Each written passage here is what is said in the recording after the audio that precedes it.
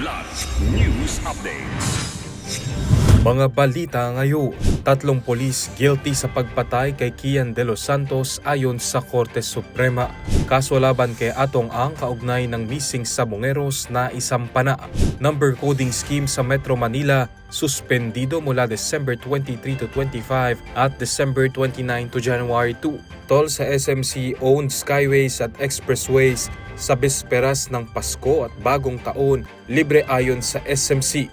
Ako po si Cesar Soriano para ihatid ang mga nangunang balita sa buong kapuluan ngayon. Nahatulang guilty ang 3 pulis sa pagpatay sa 17 anyos na si Kian De Los Santos sa anti-drug operation sa Caloocan City noong 2017. Batay sa desisyon, sinentensyahan sina Arnel Oares, Jeremiah Pereda at Jerwin Cruz ng reklusyon perpetua o hanggang 40 taong pagkakakulong. Pinagbabayad din sila ng 275,000 pesos na danyos sa pamilya ni De Los Santos. Gayunpaman, binago ng Korte Suprema ang hatol sa pamamagitan ng pag-alis sa phrase na without eligibility for parole dahil wala umanong mga pangyayaring magbibigay daan sa mas mabigat na parusa. Pinagtibay rin ng Korte na naroroon ang lahat ng elemento ng murder kabilang ang pagtataksil o treachery at iginiit na ang tungkulin ng mga pulis ay hindi kailanman kinabibilangan ng pagpatay.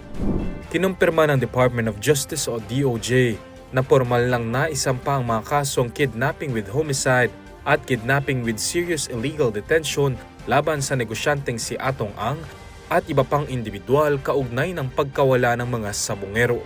Ayon kay DOJ spokesperson Polo Martinez, inihain ng mga kaso sa 3 magkakahiwalay na hukuman, ang Regional Trial Courts o RTC ng Lipa City, Batangas, Santa Cruz, Laguna at San Pablo, Laguna noong nakaraang Biyernes. Dagdag ni Martinez, nasa mga korte na ang pagpapasya kung may probable cause upang maglabas ng mga warrant of arrest laban kina Ang at sa iba pang akusado. Batay sa ebidensyang isinumite at sa resolusyon ng panel ng mga piska. Unang inihayag ni DILG Secretary John Vic Remulla na posibleng ilabas ang arrest warrant kay Ang anumang sandali at umaasang maikukulong ito bago ang Pasko. Abiso sa mga motorista, suspendido ang pagpapatupad ng expanded number coding scheme sa Metro Manila ngayong panahon ng Pasko at Bagong Taon. Ayon sa advisory ng Metropolitan Manila Development Authority o MMDA, simula bukas December 23 hanggang December 25, araw ng Pasko, ay hindi ipatutupad ang number coding. Muli itong sususpendihin pagdating ng December 29, Lunes, hanggang Enero 2, Biyernes ng susunod na taon. Magpapatuloy naman ang normal na pagpapatupad ng number coding scheme matapos ang mga nabanggit na petsa.